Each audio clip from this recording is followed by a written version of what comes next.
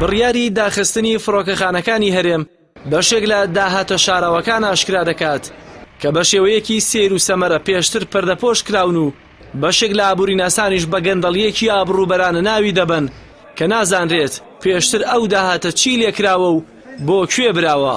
بەڕێوەبەری گشتی فڕۆکەخانەی نێودەوڵەتی هەولێر لە لێدوانێکدا زیانی ڕۆژانەی فڕۆکەخانەکەی بە 350 بۆ 400,000 دۆلار ئەژمار دەکات.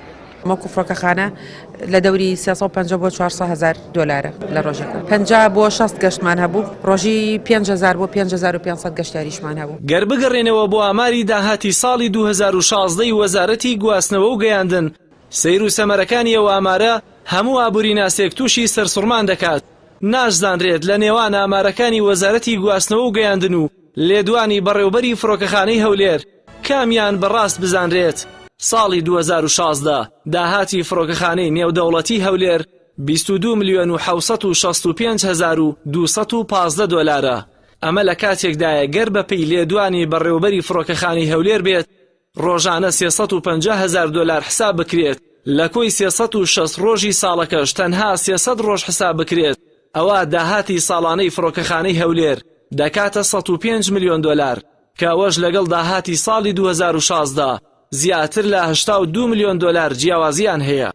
گەراماژەیەک بە خەرجی ساڵانەی هەردوو فڕۆکەخانەی نێودەوڵەتی هەولێر و سلێمانی بکرێت، لە ساڵی 2016 فڕۆکەخانەی هەولێر 13 ملیۆن و 343,236 دۆلار خەرجی ساڵانەی بووە، بەڵام فڕۆکەخانەی سلێمانی تەنها 360,765 دۆلار خەرجی ساڵانەی بووە کە بەپێی وتەی تەلارفایق بێت تەنها داهاتی ڕۆژێکی فڕۆکەخانەی هەولێر خەرجی ساڵێکی فڕۆکەخانەی سلێمانی دەکات، واتە بەپێی داتاکانی وەزارەتی گواستنەوە خەرجی ڕۆژێکی فڕۆکەخانەی سلێمانی لە ماوەی ساڵی ڕابردوو نزیک بە 1,000 دۆلار بووە، کاوەش جێگەی سەرسوڕمانە.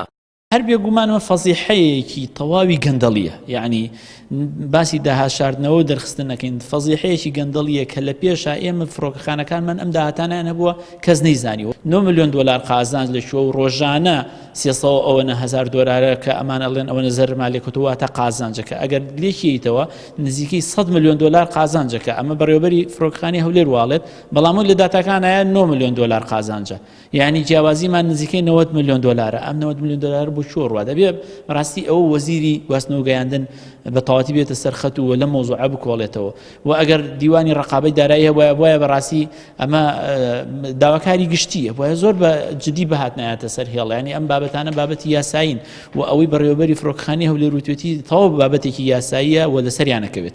بەپێی ئاماری داهات و خرجیەکانی وەزارەتی گواستنەوە گەیاندن بێت فڕۆکەخانەی نێودەوڵەتی سلێمانی سوود و قازانجی زیاترە لە فڕۆکەخانەی نێودەوڵەتی پایتەخت، چونکە بە هەردوو فڕۆکەخانەکەوە تەنها 19 ملیۆن دۆلار قازانجی ساڵانەیان هەبووە کە 9 ملیۆن دۆلاری هی فڕۆکەخانەی هەولێرە و 10 ملیۆن دۆلاری هی فڕۆکەخانەی سلێمانی. ئەوەش لای هاوڵاتیان و ئابووریناسان بووەتە پرسیار، گەر لێدوانی بەڕێوەبەری فڕۆکەخانەی هەولێر ڕاست بێت ئەی داهاتی ساڵانی ڕابردووی فڕۆکەخانەکان لەکوێیە و بۆ کوێ براوە و چی لێکراوە.